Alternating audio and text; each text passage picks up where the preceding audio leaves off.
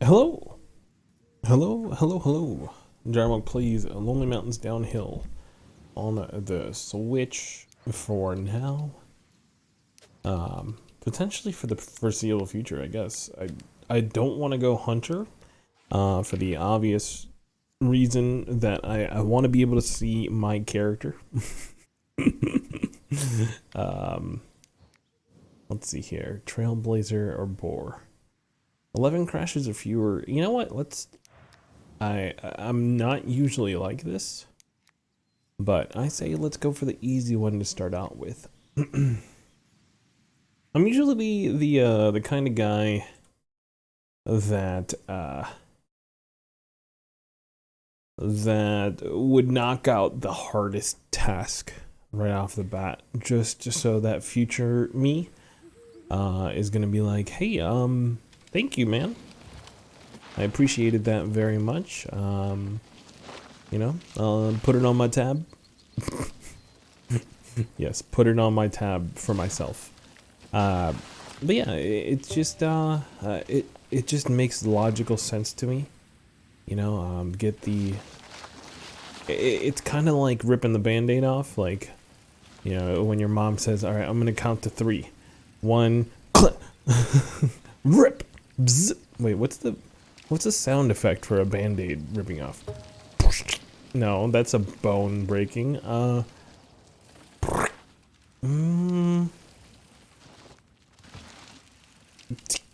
There we go. It's more like it's like a click sound. I don't know. It's adhesive on skin. You know how it goes. Unless you live in a strange world where you've never put adhesive on your skin. You never even put like Elmer's glue. That reminds me of the why did I think of this? My brain. Why? You guys ever make bookmarks out of Elmer's school glue, and you put it inside the lid, like on the top of the lids of like a crayon or like a marker box, and then it says like "cool box," and it's a nice little like colorful. Well, I forgot a part. You want to use the markers to like to make a bunch of just random colors on top of the box itself. How did we not crash? But yeah, you put it on the top. You then put the Elmer school glue onto the box itself, and then eventually it'll let you rip. Like, it'll dry enough to where it's a nice rectangular bookmark for you. I never used the bookmark because saying I didn't read is kind of like misleading. I read whenever I needed to. But yeah, like I would use those bookmarks or like sell them to my friends for probably, I was gonna say less than their worth or more than their worth, but I'm not sure. It might have been at face value, like $1 for $1, just for the time it took. The materials were probably up to like $15, but that's not the important part. The important part is that I remembered something really ridiculous, and might have been just like a my generation thing. I don't know. Are they still using marker boxes or like Elmer's glue? Is Elmer's glue like banned in usage because like people were snorting them or whatever? I don't know. I have no idea. Why am I wasting all my crashes at the end here? Let's not fail. But yeah, like taking out the, well, I was gonna say taking out the hardest task, but yeah, taking out the trash is also one of them.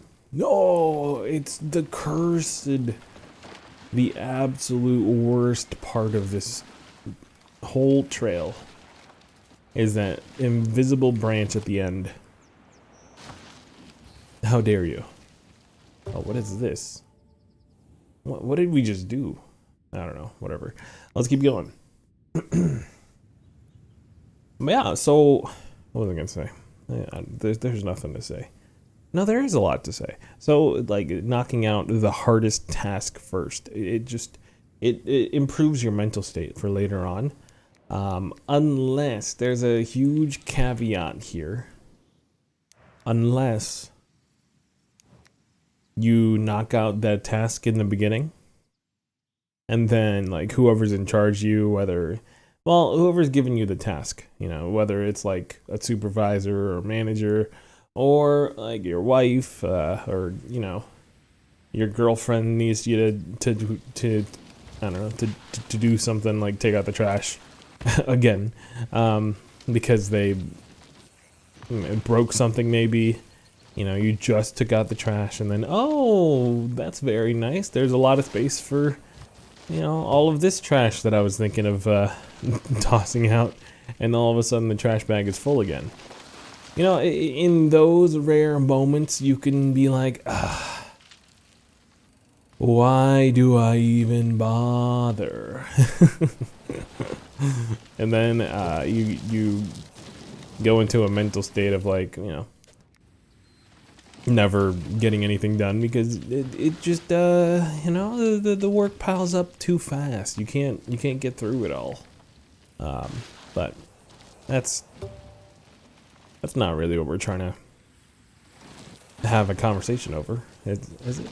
I mean, we can divulge into that. It's a little bit more of an intense like conversation, I feel like, for a Lonely Mountains video. That like the work never stops when you're an adult.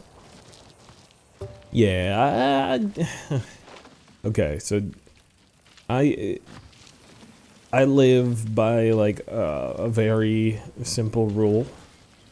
At least in the last 2 years. Yes, so it's fairly new. It's fairly new. If I'm bored, there's something wrong. Like if I'm finding myself with like, okay, I don't know what to do. There's a billion things I could be doing. A billion. Although I did see a couple. Okay, so there were a couple of dead ends that I hit with that kind of mentality, though. I will admit. Dead ends that I'm kind of like working on patching up. This is weird because now I'm getting into like philosophies of like why I made this chess move or this chess move, like in a life perspective. So I feel like this might be even a little bit too deep just to like nonchalantly talk about on a Lonely Mountains episode, but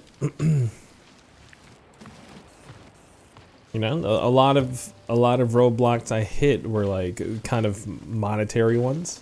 I'm like, I want to do this, but it needs this kind of funding. Where can I get this? I'm not about to have a donation bar that says, hey, let me extract all the money from you so I can actually perform the actual like content I want to create. That's not where I want to be. I'd rather work a ton of overtime than working all the overtime. I'm finally able to buy certain things that I want, and then there's just a little teensy problem. Well, first of all, the upload speeds from my ISP, they're absolute garbage, so I have to go call them, and I don't have time to do that either. Speaking of time, I don't have time because of all the overtime. Yeah. It's life. You solve one problem, you get to the next one. And like, just to speak of practically, it will calm down.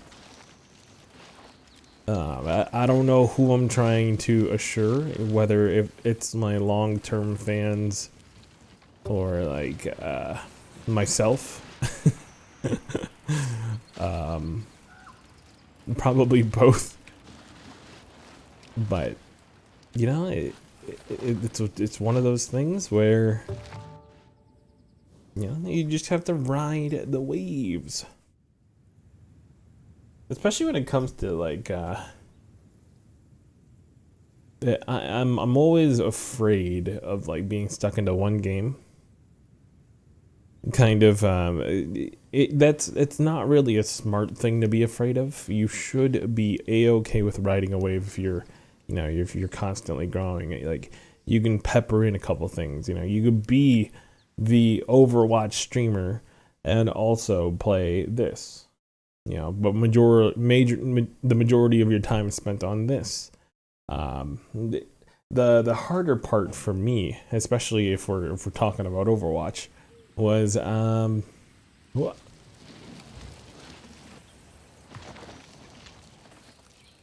that it's a competitive area, and I don't think I want to.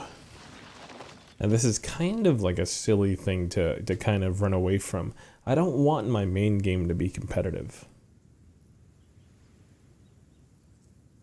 Because a competitive game kind of breeds, and we've probably done surgery on this conversation at this point. But the kind of environment that a competitive game breeds is just, I'm better than you, or my life's purpose is to raise my elo. And because my elo is better than yours now, you're less of an important person. And I'm going to the extreme, but I don't think I'm going to like a fantasy world here. I feel like this is exactly something that would occur in reality, because a lot of people lord their skill over people. I was gonna say, incorrectly or otherwise, but it's just not something you should do. A skill level is supposed to be, especially in like games with rank, it's supposed to make it so that matches are more even. So that everybody who's playing our ranked mode is having fun. Like, it's not about climbing, it's about having like competition that is even. If high schools and I'm gonna go with the ridiculous comparison here on purpose, if high schools had an MMR for kickball, that's the sport where it's basically baseball but with a dodgeball that you roll over from the center field. If you had that, I would have probably enjoyed it more. Mostly because I would be in the... How did we No. How did we lose that? We've never crashed underneath that waterfall. Are you kidding me? Okay, that's fine. Breathe. Breathe out. It's a little hot in this room right now. For one, it's like 70-some degrees outside. It's gonna be like 80 degrees next week. That's gonna suck if you know my occupancy. A lot of people are gonna be like, yeah. Heck yeah, brother. Okay, Kona. Let's get our trucks out and drive until the sun don't shine no more. Something like that. I don't know. I don't do a good K-Kona, mostly because I don't. I'm an Asian man. I don't want to invite more racism than I already receive by default. Oh, that's so sad. Despacito. That's an old meme. Oh, no. Okay, why are we going through the waterfall again? I'm so scared, dudes. What were we talking about last time we were... Okay, kickball MMR.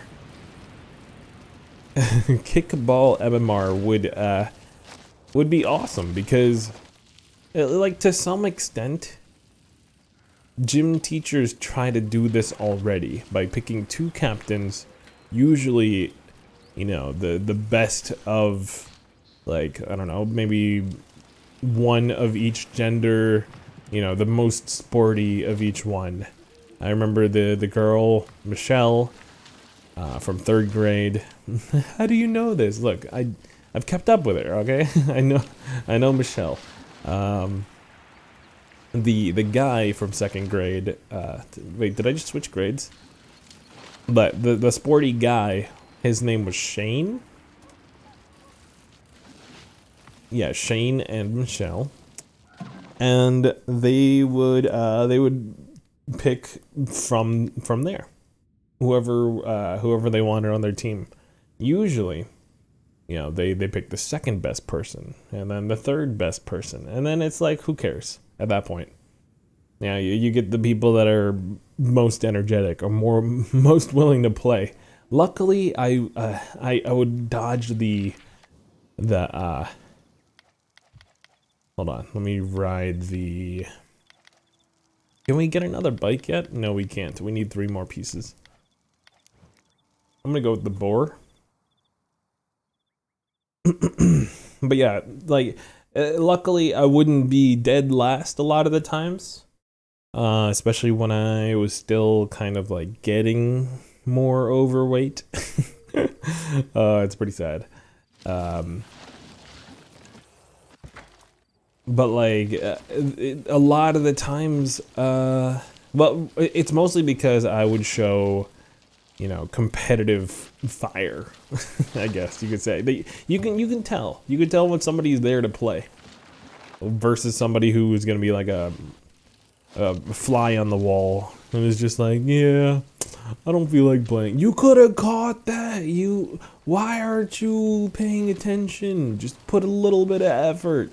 You know, things like that. I wanted to yeet that kickball so far, especially if like somebody was like, you know, making me mad the whole day. Like if they were picking on me, I want to kick that kickball straight into their face, you know? And that sounds, it sounds pretty malevolent for for a 2nd grader, but you know, it happens. I was a troubled child. I mean, that probably hasn't changed much. But that's not the point. But the kickball MMR, you could probably say that it worked properly there. You know, to be honest, that's probably as even as you're gonna get. Like, as far as like a classroom amount to like 20 kids. Like, what else are you gonna do? A lot of, I mean, it was a rare moment where it was a guy that wanted to just pick his friends, you know, to play kickball with. Even though that he knows that team is gonna lose. Like, just complete, just the other team is just all like Olympic athletes. You know, I wouldn't bet on that happening very often. Especially if the gym teacher's like, you know, smart enough to be like, okay, if I pick this guy, he's gonna pick his whole gang. Don't want to do that. You know, squat up. But, you know, what if, I mean, now that I'm thinking about it, like, what if there was, like, if you had, like, a shooter where you had maybe an open lobby, like a team deathmatch, and open mics to the team, and then you play with, like, you know, you randomize the 2 teams, and then you play again. And then, like, whoever you mesh with, you can, like, push a button that say, hey, you want to group up. You know, kind of swipe right, like on Tinder, and you get to play whatever game mode you want with them. You know, you form up a party at that point. It's kind of like reverse engineering the matchmaking. You're doing, yeah, Tinder party matchups. As weird as it like sounds, but That sounds like a $1 million idea. Somebody jump on that. All right, but that's it for the video. Thanks for watching. Thanks for listening. I'll catch you on the next one. Hit that like, hit that sub, comment, etc., etc. You know, I got nothing to do. No, I'm just playing. But I will respond to you. So, I'll catch you on the next one. See ya.